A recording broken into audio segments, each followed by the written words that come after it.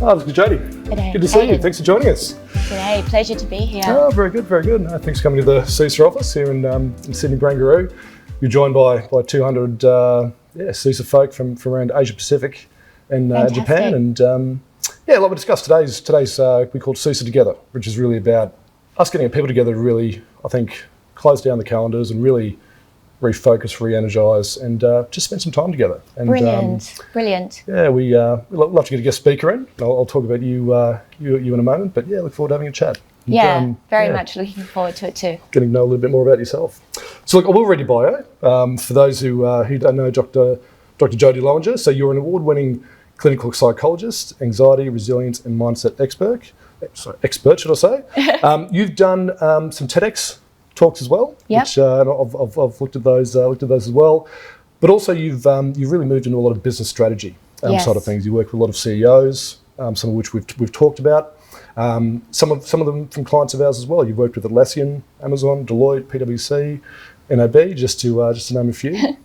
You worked and trained at Harvard. Yes. And you've been helping thousands across both clinical, corporate, and academic settings.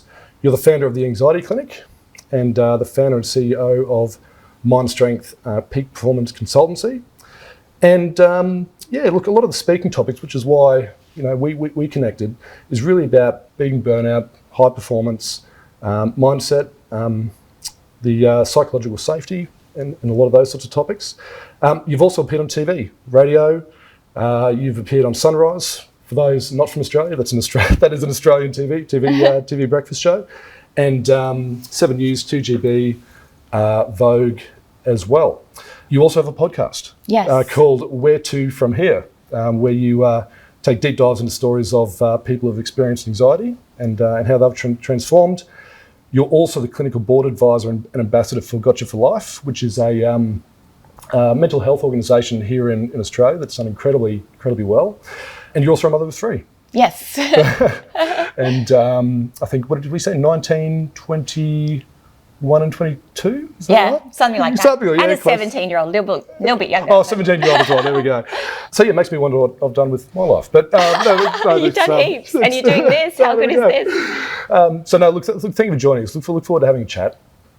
So when we spoke last week, we talked about the real theme of today being connected wellness. Yes. Okay, which I think means different things to different people. For myself and for us, we sort of look at it in terms of mind, body, and soul, and how we, feed and nourish those individual elements.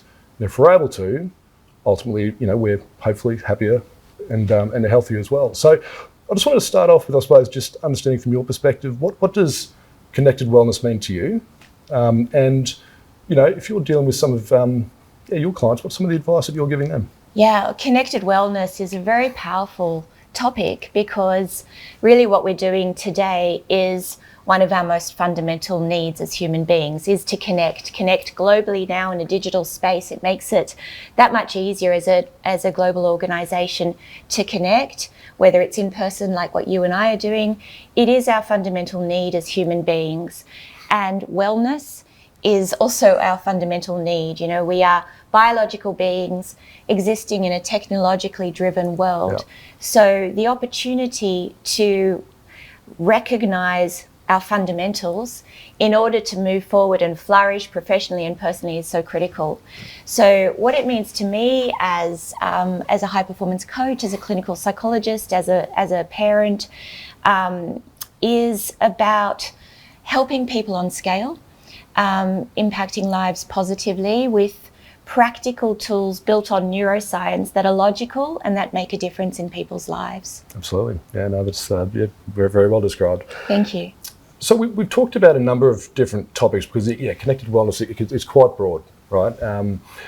But we talked about SUSE as an organisation, and we also talked about, the tech industry as a whole, and that particularly in the last, I'd say 12 months, post-COVID, huge amounts of change, within the industry. And I think it started to wear a lot of people down as well. And so we sort of talked about that whole topic of managing change and building resilience. So I'd be keen to understand from you, because you're working with a lot of other similar companies as well, what are you seeing? And what is the advice that you're giving to those clients? Yeah, definitely. As you say, I do a lot of work in the tech sector around the world, and uncertainty is our fundamental dislike as human beings. We don't sit comfortably with uncertainty. If we think about the cave person in each of us, and if we were to not be able to see around the corner from the cave, there could be a predator lurking there ready to pounce. So we are wired for survival as human beings, and that's a good thing. So certainty, predictability, control keeps us safe. But when we are seeking certainty in an ever-increasing uncertain world, it leads to agitation, it leads to distress, and that burns our serotonin and can, over the long term, lead to burnout. So what I'm doing with global organizations, with executives, is about how to flourish and thrive through uncertainty. You know, we've been talking a lot about resilience, and resilience is about bouncing back from challenge. What we really want to do is talk about flourishing, which resilience is a subcomponent of that. Flourishing is how can we accept uncertainty as the world that we exist in, and how can we embrace what I call mind strength tools, because mind strength tools to be able to achieve high performance and thrive in uncertainty. And that, in essence, is what I'm doing with my clients. So is it almost what I'm hearing is like it's almost a mindset shift to accept uncertainty? Yes. That it's inevitable. Is that? Spot on. Yeah. Spot on. And the challenge is our brain is not wired to accept uncertainty. But when we struggle and we grapple with uncertainty, it keeps us in fight or flight. It keeps us in the boxing ring with uncertainty. And that's unhelpful neurochemicals, adrenaline, cortisol, and unhelpful behaviors that present. And those behaviors cluster around fight behaviors. So it might be defensiveness or lashing out, flight behaviors, avoidance, procrastination, or another cluster is a need for certainty and control, which also gets in the way in our personal and our professional lives. So things like over-checking or reassurance seeking when you know the answers, or perfectionism, these are sub-optimized and can get in the way of living your life in a way that is aligned with your heart-driven action to enable you to flourish and thrive. So in the work that I do with organizations, awareness really is your superpower. The methodology that I've developed is called the Mind Strength Method. And step one in that methodology is awareness of your fight or flight driven thoughts, feelings, and actions. In essence, what we do when we're struggling with uncertainty. Worry might be a behavioral representation of that, as an example, because we can only change what we're aware of in the first place. So this aspect around understanding actually what is anxiety, what is it when we're struggling with uncertainty, in order to be able to understand that it's not weak to feel, it's human to feel, it's actually really logical. We as human beings really we exist in very predictable ways as humans. And when you can understand that, you can turn that into your superpower, because you can learn the tools of how to move out of that and realign to things that enable you to flourish and thrive. And then, then what is the action I then take to do that, for sure? Exactly. So I think that's a good segue, because the other thing we were discussing before this was that we're all different. The way that you sort of operate, the way you deal with things is probably very different to the way that I deal with things. And, and it's there's no sort of right or wrong in that. We're just individuals. And we talked about the topic of burnout, which I think is, you know, it's plastered everywhere, and we sort of talk about it a lot. But the conversation we had is that everyone feels things differently. Okay, and everyone has different thresholds. And the way that the threshold that I have could be very different to someone else. Yes. And so from your perspective, I mean, as a clinical psychologist and with the experience that you've got, I mean, in terms of better, what should we be looking for? And if we find that we're in that place, or ideally we're not, and we're well before that, I mean, what are the practical pieces of advice, tips and tricks that you'd kind of provide, ideally, to avoid being there in the first place? Yeah, we are. You know, as you say, we have different thresholds, and that's okay. So step one is being kind to yourself. You know, I know that sounds sort of cliched in a way, but it's so important because, as I mentioned earlier, when we're getting angry about being agitated or getting angry about being anxious or getting angry about not coping, it just digs us in deeper. If we think about panic as a more extreme example, panic is I'm feeling stressed, I'm feeling anxious, and then we interpret that catastrophically, and that leads to a spiral down. So a really important first step is building self-awareness around what is going on for you and moving into kindness and compassion to say, this does not mean that I'm no good. This just means that I'm human, and there are tools to help. So if we talk about burnout, there are a number of different factors that contribute to burnout. It's not just your classic working long hours, where we think, I'm working long hours, I'm not leading a balanced life, this is going to lead to burnout.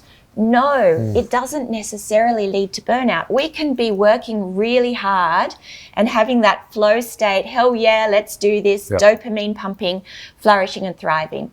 So that is not necessarily a single contributor to burnout. It is a contributor, but context is also a contributor. Context is such where we are working really hard, but nothing makes a difference. It's that sense of learned helplessness. The hamster wheel? The hamster wheel. Yeah. And in fact, the hamster wheel is a sign of burnout. Yep. If you feel, and it's oftentimes the hamster wheel that goes on in our mind, that sense of can't stop worrying, can't stop, that worrying. Yep. But burnout, some of the other signs are incessant worry, which is the hamster wheel, feeling agitated, so a short fuse to frustration, sometimes not being able to sleep, withdrawing or lashing out. Yep. You know, there are so many different faces to burnout, and it's about really thinking, this is not me. I don't feel myself. Something's not right. I was once working recently actually with a APAC CEO of a very large global organization. And he came to me and he said, I feel like I'm walking through sludge. That's how he described it. Yep. I don't feel myself. So if that kind of is some of the experiences that people have experienced, these might be some of the faces of burnout. The other big element that contributes to burnout is mindset. So because if you're getting caught up in worry, that's going to lead to fight or flight. And that's going to burn your serotonin reserves, leading to burnout. So context, mindset, and balance are the way I conceptualize. So in terms of bolstering against burnout or preventing, because prevention is key, we want to get in before it's really in a dark space. Context, you want to the best of your ability, move out of worry and into problem solving and action planning around what's in your control, because that leads to a sense of empowerment. Yep. If we're just kind of flogging a dead horse, so to speak, for want of a better expression, then we're going to get frustrated because we're not moving forward. Yep. Have empowering conversations, embrace assertiveness. That's your right as a human being. We talked about psychological safety and the importance of transparent communication, and it's learning the tools of what that looks like. There are different communication styles. We can be passive, we can be aggressive, neither of which get our needs met effectively, but assertiveness is your right. Mindset, it's all about the mind strength methodology. It's about shifting out of fight or flight and realigning with clarity of your mission, your purpose, your strategic goals, and your actions and your values. And values aligned actions is what's going to enable you to build sustainable high performance and mitigate against burnout. And then that third component is around balance. Now, people who care want to typically do things perfectly. But that's not necessarily sustainable, and it's not necessarily doable in the first place. Yeah. I like to say 2 minutes is better than no minutes. Consistency is better than quantity. Yeah. And there's lots of things that will enable prevention against burnout, and it's really this wellness space. Mindset, key, but body, key. Exercise is a superpower. Doing what we're doing now, connecting with people you care about is a superpower. Looking after what you eat, making sure that you get enough sleep, making sure you stay hydrated with water, not with whiskey. We talked before about my coffee addiction, didn't we? Oh, yes, exactly. Way too much coffee. Lots and lots that you can do to prevent against burnout. But if you feel like you're in that hamster on a treadmill, you feel like you're walking through sludge, if you feel like you are uncharacteristically agitated, looking after yourself, seeking help from whether it's a mental health professional or a coach or just a colleague. It's not just a colleague. Colleagues can be some of the most important people in your life. You are worth it. Don't suffer in silence. Seek out the help that you need. Yeah, there's got so many good points there. I think. Thank you. And I love that you said connectedness, because that's what SUSE, APJ Together is about. We're all busy in our different regions, and we just don't connect enough. Yes. Right? So that's. We're obviously connecting today, and I just hope that we do that more and more, and encourage you again to speak to your colleagues, and don't do things by yourself. I also love that you said controlling what's in your control. I'm a big fan of that, because there's so much we can't control. Absolutely. Okay, and I think if we try to, we'll drive ourselves crazy. Right? 100%. And the mental process, because what we want to do is build awareness around unhelpful mental processes. And one of the big ticket items of an unhelpful mental process is worry.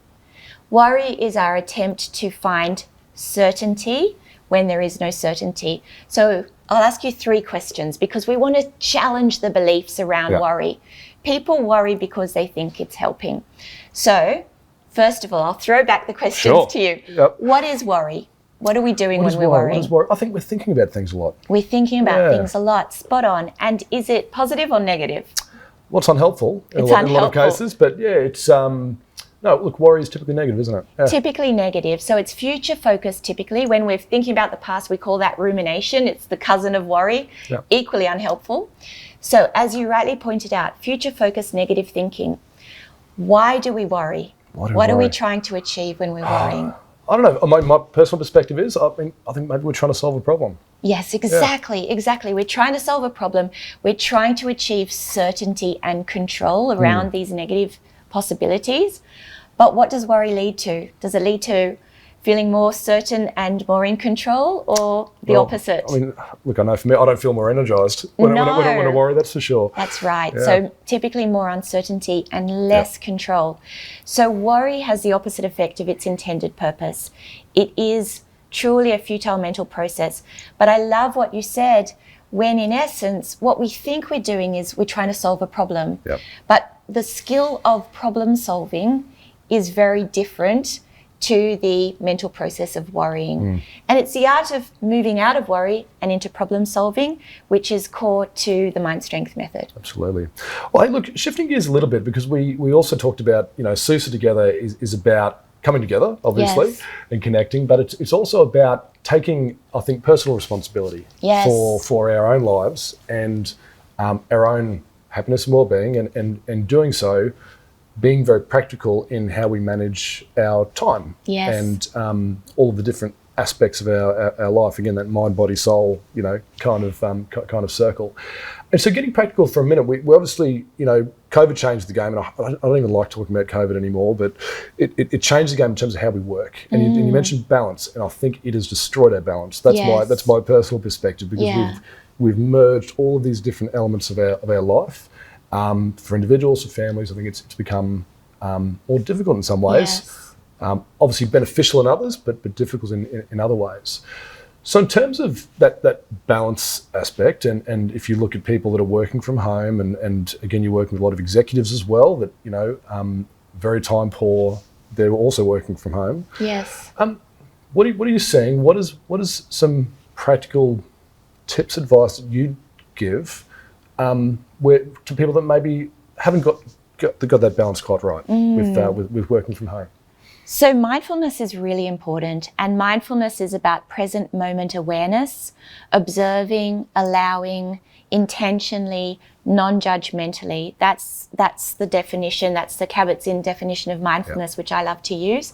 Mindfulness, this training your mind to be in the moment when you're in the moment is key to success. Because as you rightly point out, Aidan, that we might not have a lot of time, and that's okay. It's about quality, not quantity. So when we're with our kids, as an example, if we can listen with both ears, It's not always easy. I'll be the first to be on my phone telling my children to get off their phone, you know. I do that as well. Yeah. It's not easy. It's not easy. So it's carving out time, opportunities to connect with your loved ones, with your friends, making sure that you are in the moment when you're in the moment is really, really powerful.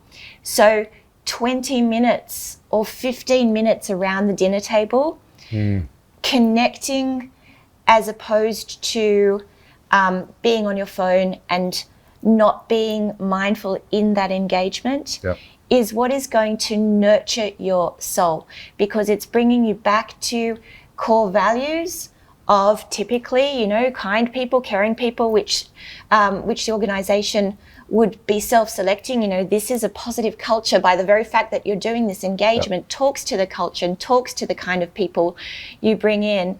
It's really important to think about, what do you value in your personal life and in your professional life, and build alignment to those values. It provides a powerful alternative pathway to unhelpful actions and unhelpful experiences. But it doesn't have to be a lot of time. It's quality, not quantity. Yeah. Things like exercise and movement, we want to be purposefully imperfect, because if you think, I have to be perfect in order to be good enough, what can typically happen? In my case, we do nothing, right? Correct. I can't do that perfect run, so I'm not going to run at all. Exactly. We freeze. We avoid. So allow yourself the kindness of saying, I'm going to walk around the block, and that's going to take you into positive neurochemicals. That is a beautiful reset to balance. Yeah, it's really practical. I like that. I mean, I think we talk about all these topics all the time, and I just love how practical a lot of these things are. And you look at, you sort of mentioned the being purposeful and that kind of quality time. And I was reading something the other day, I forgot where it was, but how we can use technology now to actually enable that. And it was this example of, even with our iPhone now, we can set these up, and someone did, where after a particular time, he could set it up so that particular apps would shut down. So after 6 o'clock, I'm not going to get, WhatsApps or email or these sorts of things, because that's now my time. Yes. Or it's my time with my family, or whatever it is. But using technology to actually almost put barriers on yourself to enable that. That's magnificent. It's about boundaries. That's part of assertiveness. Assertiveness is your right. Thinking about, what do you need for your own wellness, your own well-being, to enable you to not just think about resilience, not just think about bouncing back from challenge, but think about flourishing. And this is core to sustainable high performance. Boundaries are key. Leveraging technology to connect, as we're doing now, but awareness around your values, and your values being kind of like a beacon in life around the things that are important to you as a human being. I do a lot of work around, I've got core to the Mind Strength Method, I've got values cards, which are helping people to get clarity on what you value. And I did the values exercise with my husband a few months back, and he swears by it now, because we did it as a couple.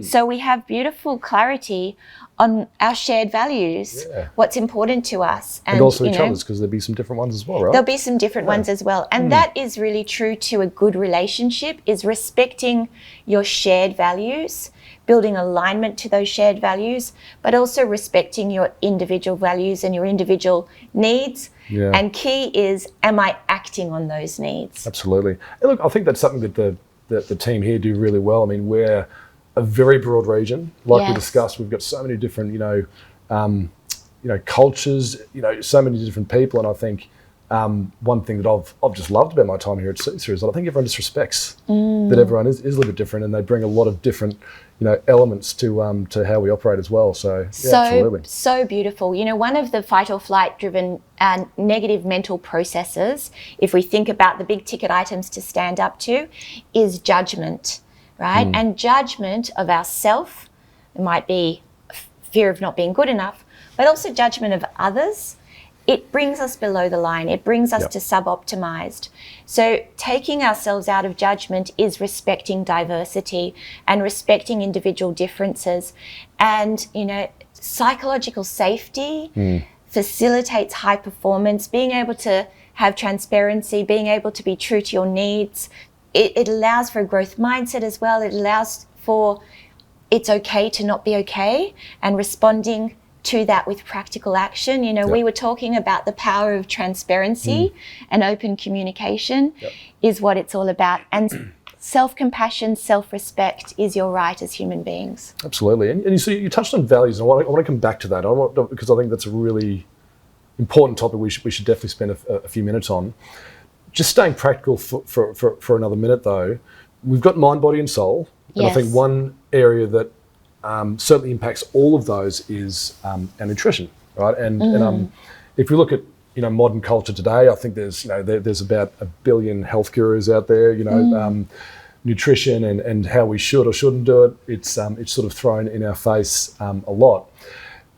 Certainly, my personal perspective is I think a lot of it is about how a better diet can make us maybe look better, and maybe sometimes we don't talk about often enough how it can actually help us feel better. 100%. And I know that this is a topic that's close to you as well. It's very close to my heart. It's step 4 of the Mind Strength methodology. It's all about mind-body connection and looking after our body to look after our mind and to enable sustainable high performance, to enable flourishing professionally and personally. And I've got a whole well-being framework or a wellness framework respecting this interconnection, mind, body, spirit.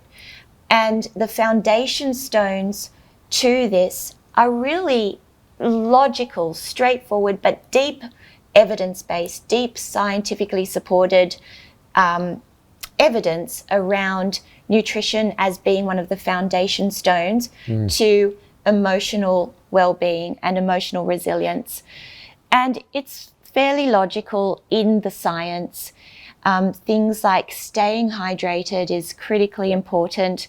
The latest science talks very much to the Mediterranean diet being very helpful, healthy to the nutrition we should be. And Mediterranean being a lot of salads and whole foods and Yeah, and let's think about who we are. We are animals.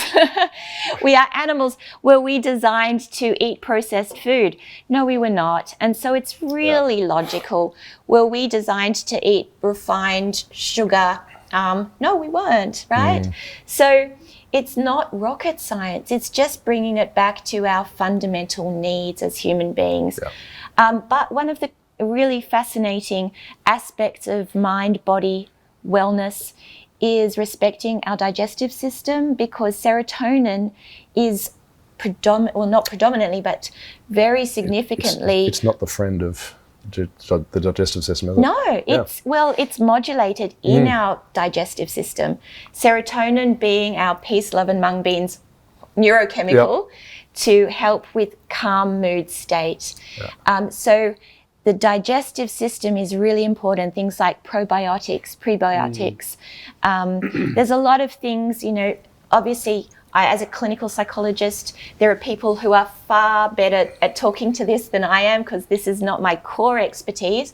But, bringing it back to logical fundamentals, is really, really powerful. Yeah. And I try to lead by example. I really do.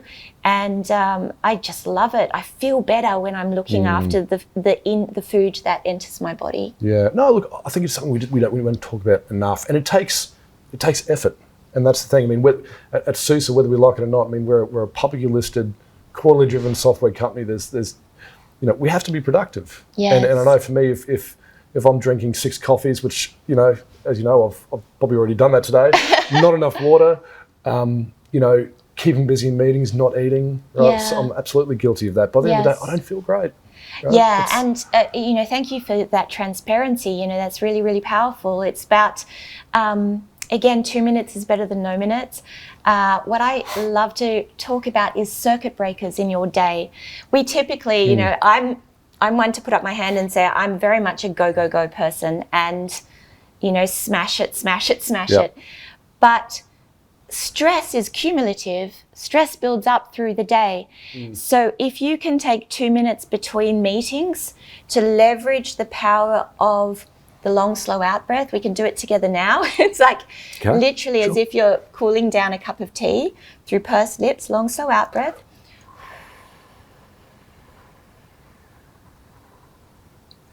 And build in a pause between the out breath and the in breath. And with your in-breath, you just let your lungs fill up naturally. And if you can sit between meetings, you might be in the car, you might be at your desk, you might be in the bathroom, it doesn't matter. But the out breath is where the power lies, because that re-engages the parasympathetic nervous system, which is your calming nervous system. It allows for the reset.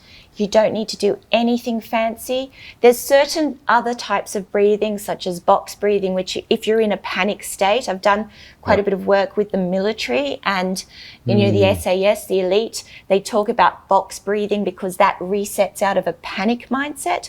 But the long, slow out breath, re-engaging in the present moment, allowing that muscle tension to just melt away, mindfulness doesn't have to be anything fancy, but that 2 minutes of reset, we could have done a couple of rounds of that and you would be yawning by now.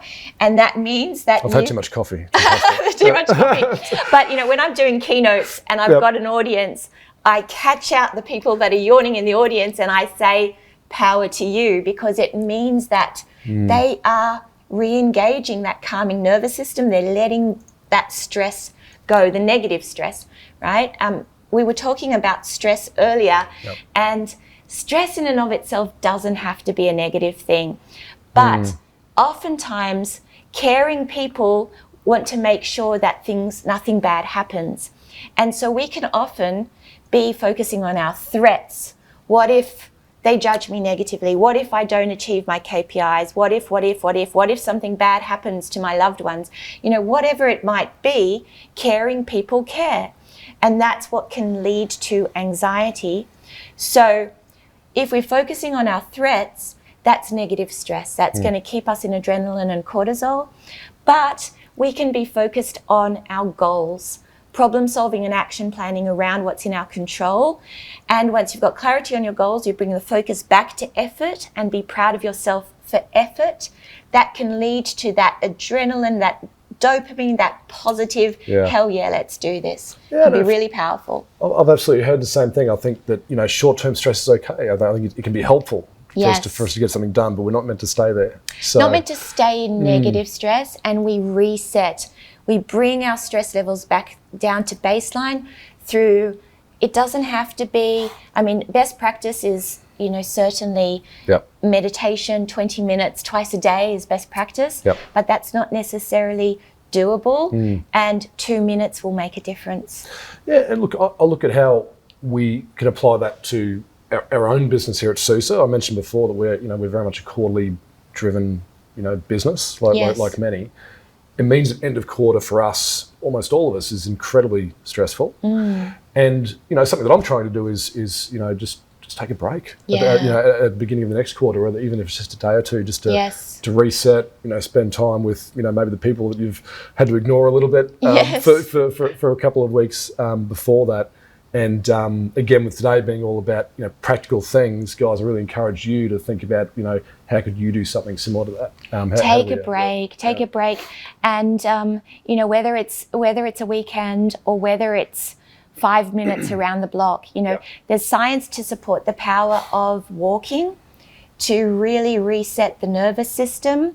Walking meetings are really helpful as well. or just being with yourself and focusing in on the 5 senses, What can you see around you? What can you hear? What can you touch? What can you taste? What can you smell? But if you do that, might not be taste as you're walking around the block, but focusing in on the 5 senses is a really powerful grounding technique. Yep.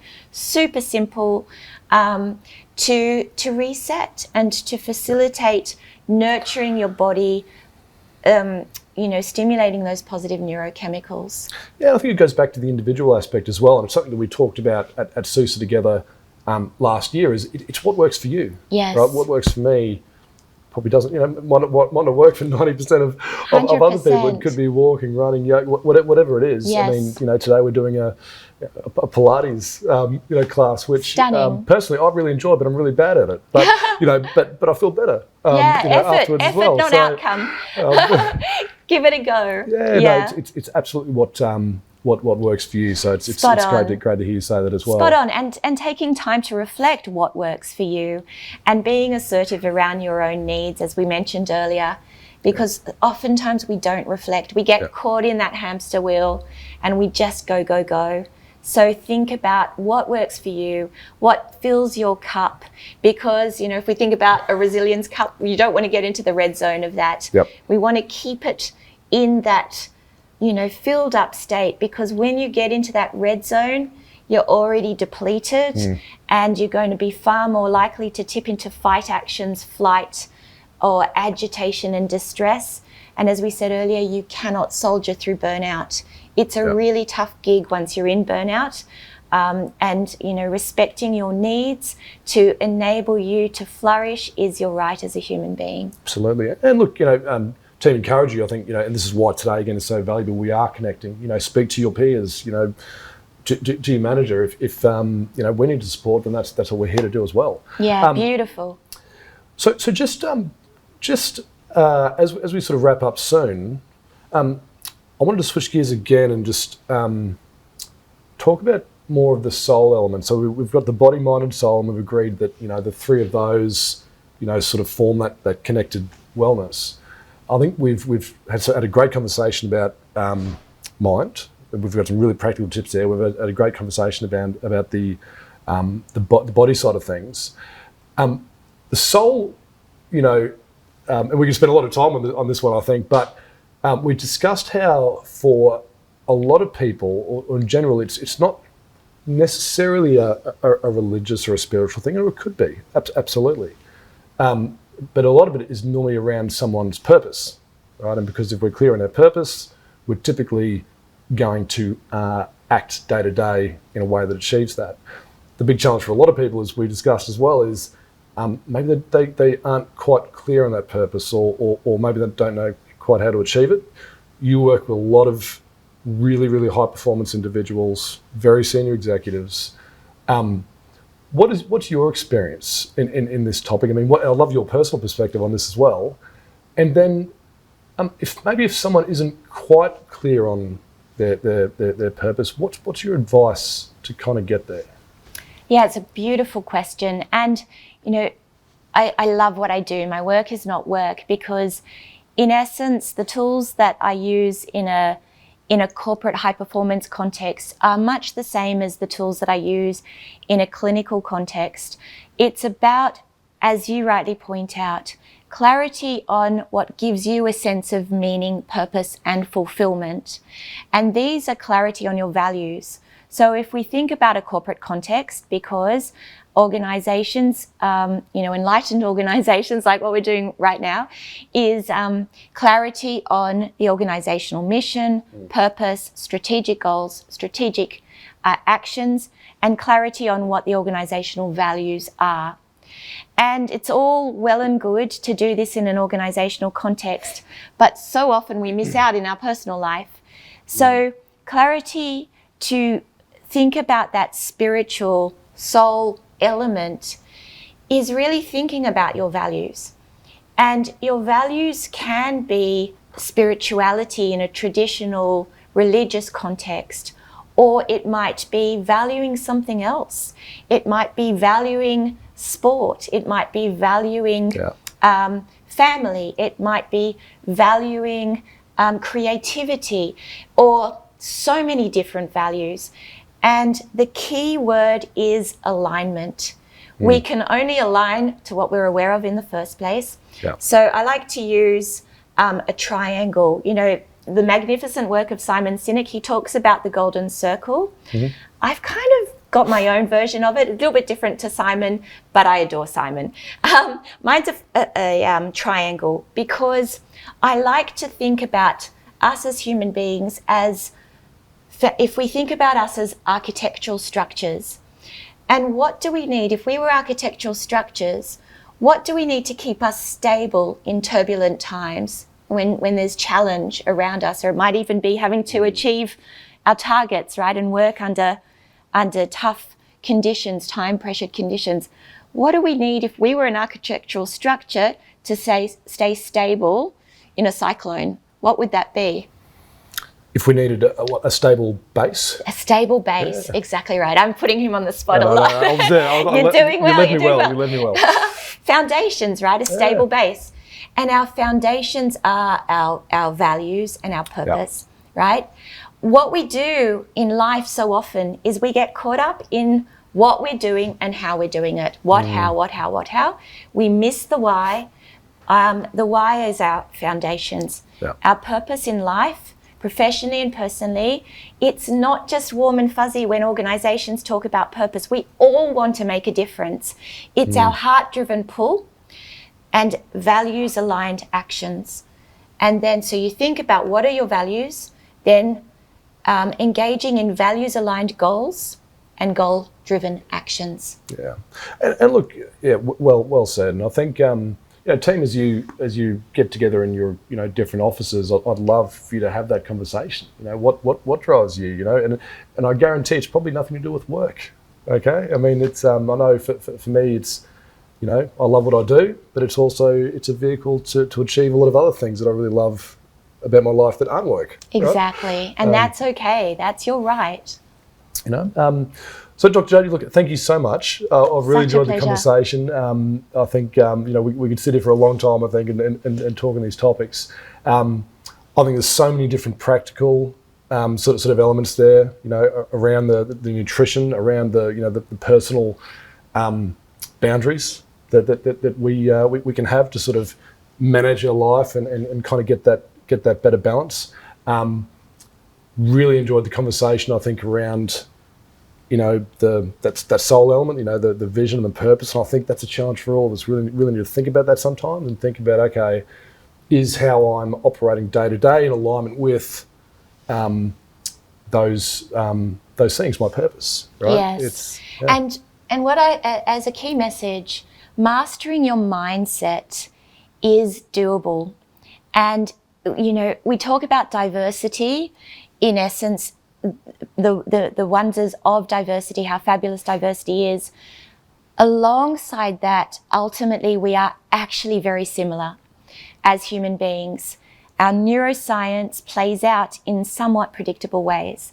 And when you can learn how to master your mindset, it will enable you to thrive in your professional life and in your personal life, built on logical, doable actions. So I want you to feel hopeful, positive and empowered. Absolutely. And I think Team APJ, the challenge to me and to all of us is, we are, at the end of the day, we're personally responsible to kind of make those changes. And something that we discussed on this day last year, and I'd like us to do again, is, what are those practical things that I can do? And it might just be one. One change, right? I don't need to turn my life around, but what is that one change? Drinking more water, or, managing my calendar better, so I'm not going from Teams meeting to Teams meeting from the time I wake up to the time that to the time that I'm having dinner, right? Yes. So I think, team, I'd love for you again, when you're together today, discuss those things. What are those practical things or thing that I'm going to do to impact my life in a positive way? I love that. Beautiful. So we do, every time we have a guest on the show, we do get you do get a gift. And it is a Geeko. I love my Geeko. Okay, my children will love my Geeko. We've got more. My dog might love my Geeko. We've got boxes of them over there, so you can Amazing. take another. Your husband can have one too. You can take 5 home. But no, look, we really appreciate the time. I think, yeah, super practical. Certainly I've benefited a lot from that. I'm sure the team on the other end here as well. And yeah, just fantastic. Really appreciate your time. Amazing. Thank you. Such a pleasure. Take care, everyone. See you soon, guys.